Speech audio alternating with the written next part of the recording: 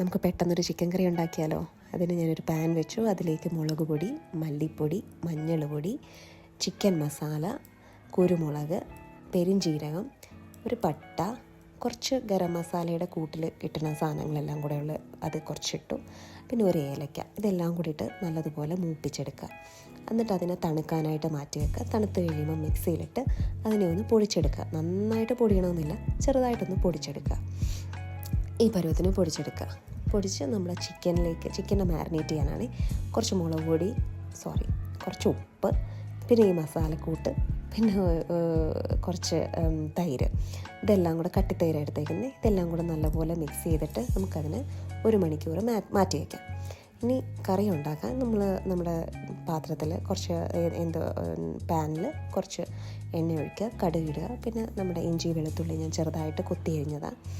അതും ഒരു 2 വലിയ സവോളയാണ് കൊത്തി അരിഞ്ഞിരിക്കുന്നത്. അതിനെ വിട്ട് നന്നായിട്ട് വഴറ്റി അതിലേക്ക് 2 തക്കാളി, ഞാൻ 2 ചെറിയ തക്കാളി എടുത്തേക്കുന്നത്, അതിട്ട് കുറച്ച് ഒന്ന് വഴറ്റിയിട്ട് അതിലേക്ക് ഈ നമ്മൾ മാരിനേറ്റ് ചെയ്ത് വെച്ച ചിക്കനെ ഇട്ട് കൊടുക്കുക. അപ്പോൾ ചിക്കൻ 1 മണിക്കൂർ മാറ്റി വെച്ചതുകൊണ്ട് അതിലേക്ക് നന്നായിട്ട് മസാലകളൊക്കെ പിടിച്ചിട്ടുണ്ട്.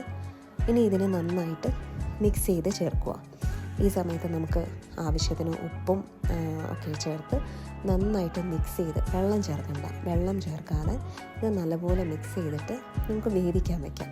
അപ്പോൾ അതിന് നല്ലപോലെ മിക്സ് ചെയ്താലേ എല്ലായിടത്തും മസാല എത്തത്തക്ക രീതിയിൽ നല്ലപോലെ മിക്സ് ചെയ്ത് നമുക്കിതിന് അടച്ച് വെച്ച് വേവിക്കണം.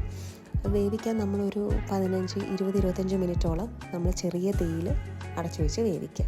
ഇനി നമ്മളെടുത്ത് നോക്കുമ്പോൾ നമുക്ക് ദാണ്ട് എണ്ണയൊക്കെ തിളച്ചിരിക്കുന്നതാണ്. ഇതിലേക്ക് കുറച്ച് മല്ലിയില ഇട്ട് നല്ലപോലെ മിക്സ് ചെയ്തെടുക്കുക. നമുക്ക് ഈ ഒരു പരുവത്തിനും എടുക്കാം.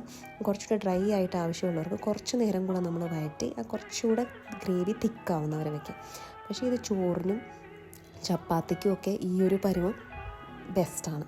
അപ്പോൾ ഇതെല്ലാവരും ട്രൈ ചെയ്ത് നോക്കുക. ഇഷ്ടപ്പെട്ടെങ്കിൽ കമൻറ്റ് ചെയ്യുക. Thank you.